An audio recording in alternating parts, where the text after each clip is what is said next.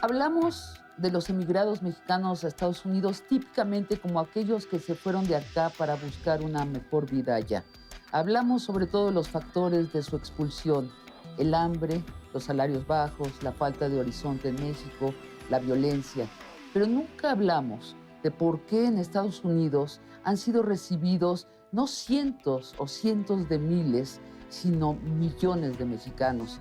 No hablamos de que 11 o 20 millones de mexicanos, no estamos ciertos de la cifra, no podrían vivir allá en la clandestinidad sin la complicidad del Estado norteamericano. Ni hablamos para qué han servido en Estados Unidos estos trabajadores baratos, sin derechos ciudadanos y a veces incluso sin derechos humanos, a los que Estados Unidos, supuestamente el adalid mundial de la democracia, se niega a legalizar, se niega a dar voto y voz y derechos civiles. ¿Cómo sirven esos millones de indocumentados a la economía de Estados Unidos y también a la economía de México? ¿Por qué hace unos años se hablaba de por fin asimilarlos y hoy se habla de ellos como gente inservible, truanes, violadores, que hay que regresar a México? Y por fin, ¿por qué México no defiende a sus emigrados?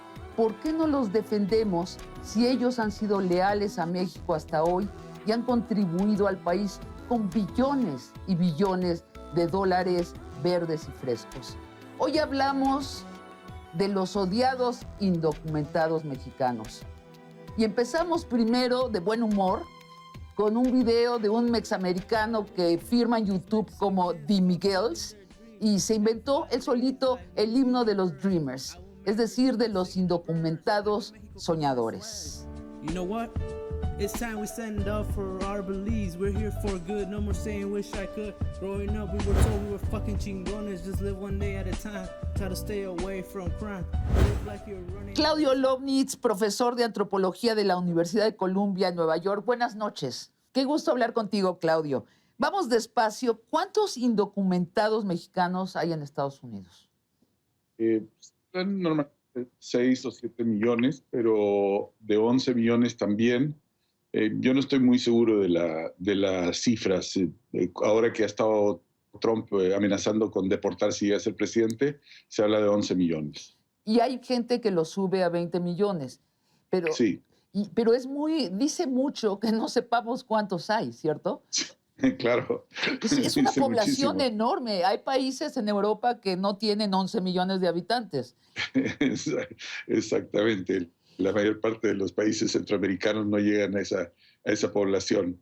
Aparte de su trabajo, estos indocumentados mexicanos, al cobrar salarios por debajo de la ley, han mantenido en Estados Unidos los salarios bajos.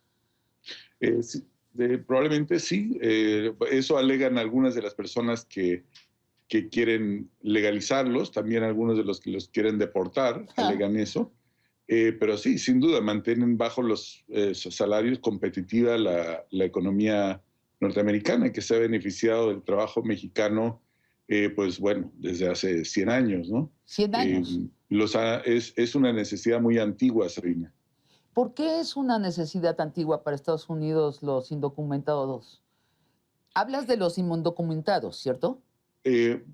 Bueno, han habido tiempos en que quisieron hacerlo de manera legal.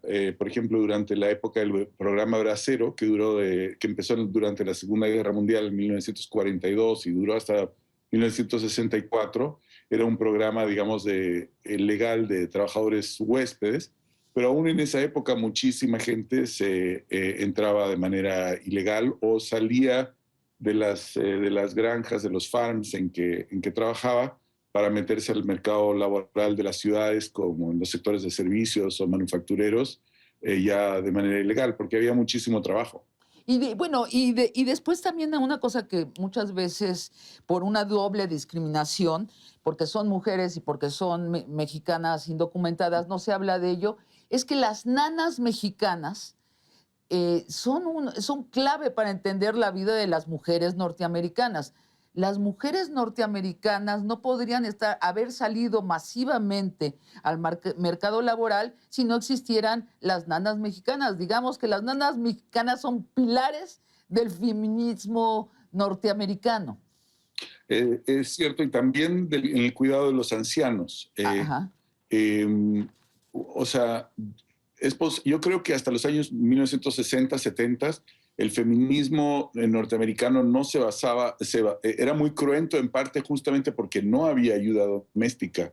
Y la pelea entre, digamos, entre hombres y mujeres por igualdad en la casa, todas esas cosas que en Estados Unidos fueron muy, muy fuertes, se basaba en parte en que las mujeres norteamericanas no tenían ayuda doméstica, a diferencia de las mujeres de clase media y de clase alta en América Latina y en México. Claro, entonces... Pero de unos, yo creo, 20 años para acá, la cosa ha cambiado y en ese sentido se puede decir que se ha latinoamericanizado un poco Estados Unidos, y hoy día la mujer profesional norteamericana, sobre todo en las grandes ciudades, depende muchísimo del trabajo doméstico de mexicanas. Claro, la pregunta terrible que divide a hombres y mujeres en las democracias: ¿quién lava los trastes?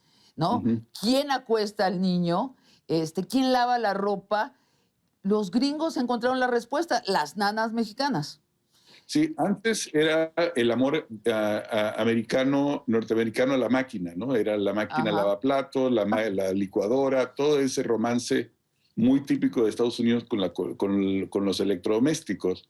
Pero en los últimos años sí ha habido un vuelco muy fuerte hacia el trabajo doméstico, porque finalmente los electrodomésticos tienen su límite. Bueno, entonces la verdad le ha convenido a Estados Unidos, sacando las cuentas, esta migración de indocumentados, pero le ha convenido especialmente que llegan clandestinamente, sin derechos y con una sensación de que no tienen derecho a pedir derechos, que viven en la clandestinidad, con culpa, con miedo, y que lo que les permite decir a los gringos con toda tranquilidad: bueno, pues no, nosotros no los llamamos. Es una hipocresía. No los llamaron, pero no estarían allí si no hubiera, no estarían allí 11 millones o más o un poco menos de mexicanos si no hubiera trabajo para ellos. Pero está clarísimo, además, digamos, la presencia mexicana en cualquier ciudad y en muchos campos también y suburbios de Estados Unidos, porque hoy día la presencia mexicana no se limita como antes a las zonas más tradicionales de presencia mexicana, ¿no? De Texas a California y, digamos, comunidades antiguas como Chicago, San Luis, Missouri. Hoy día hay mexicanos en todo Estados Unidos, en Florida, en las Carolinas, aquí en Nueva York, en la zona metropolitana de Nueva York se habla de que hay 1.2 millones de mexicanos, cuando en los años 70 no habían. Entonces, en todo Estados Unidos hoy día hay mexicanos trabajando, y la verdad es que la imagen del mexicano flojo, el lazy Mexican, que era una imagen muy característica de la época así de la frontera, hoy día no existe. La imagen del mexicano en Estados Unidos es la imagen de una persona sumamente trabajadora, pues porque la gente llega a chambear y los indocumentados llegan a chambear, a eso vienen.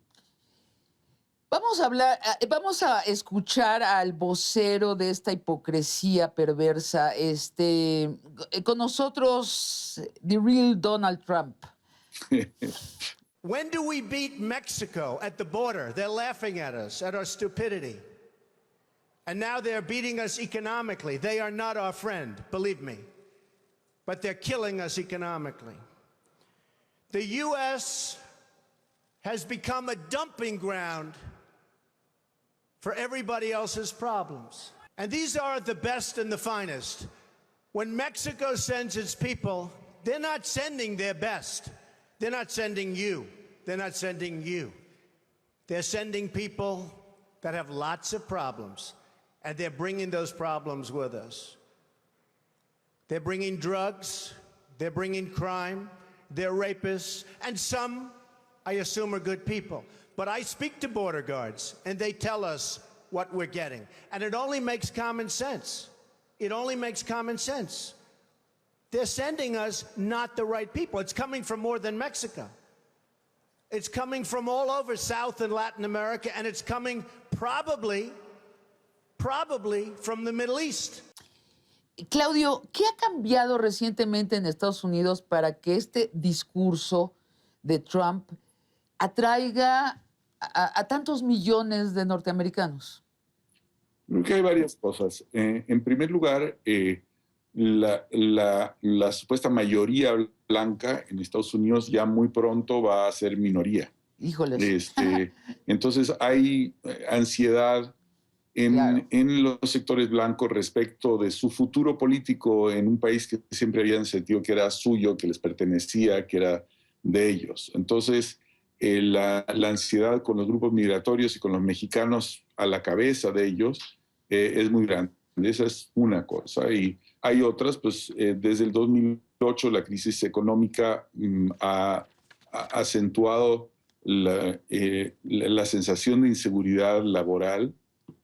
En general hay problemas en todo el mundo y en Estados Unidos también con el trabajo, dada las nuevas tecnologías. Entonces, muchos de los apoyos de Donald Trump, y es parte de la tragedia de este movimiento, en mi opinión, es gente relativamente pobre, es decir, gente que gana menos de $40,000 al año, que son las capas más modestas dentro del sector blanco de Estados Unidos.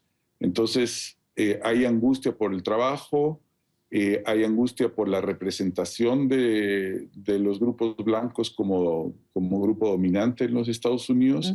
Y yo creo que también hay un poco de miedo por la situación internacional, la situación en Medio Oriente, todo esto. Entonces hay una tendencia como a querer cerrar filas, a querer sellar las fronteras, ese tipo de sensación. Cerrando el asunto, hablemos al final de la reacción del gobierno mexicano frente a todo esto. Tienen un evidente dilema. Si le contestan a Trump, le dan una importancia inmerecida porque todavía no es el presidente de Estados Unidos, pero si no le responden, parece que han abandonado a los emigrados mexicanos. Percepción que yo no creo que es de todo falsa, porque el gobierno mexicano tampoco recibe a estos emigrados deportados. El año pasado creo que se deportaron 1 millón de mexicanos, que es una barbaridad de gente, y en México ni el gobierno, ni la población, ni los intelectuales han tenido una reacción, han ignorado el asunto. ¿A qué se debe esta especie de desapego de esos que se fueron y ahora vuelven? Pues a mí me parece que es una pésima costumbre y que tendría que ser el objeto de una seria crítica al interior de México. Es decir, quedarse callado de parte del gobierno frente a lo que está diciendo Trump puede ser una buena estrategia, en el sentido de que Trump seguro que le daría la vuelta a lo que diga el gobierno mexicano y lo convertiría en parte de su plataforma. Y la sensación además son hechos, porque hemos hecho más de un programa con los Dreamers que regresan a México y el gobierno mexicano les da casi una cachucha en el aeropuerto y ahí te ves, y desaprovecha también una inmigración de muchachos muy preparados, muchachos bilingües, muchachos que ya vienen forjados dentro de un espíritu mucho más democrático. Y los intelectuales, yo no entiendo a los intelectuales, hay una especie de resentimiento hacia los mexiamericanos, es lo que yo percibo. Sí, yo creo que hay algo de eso.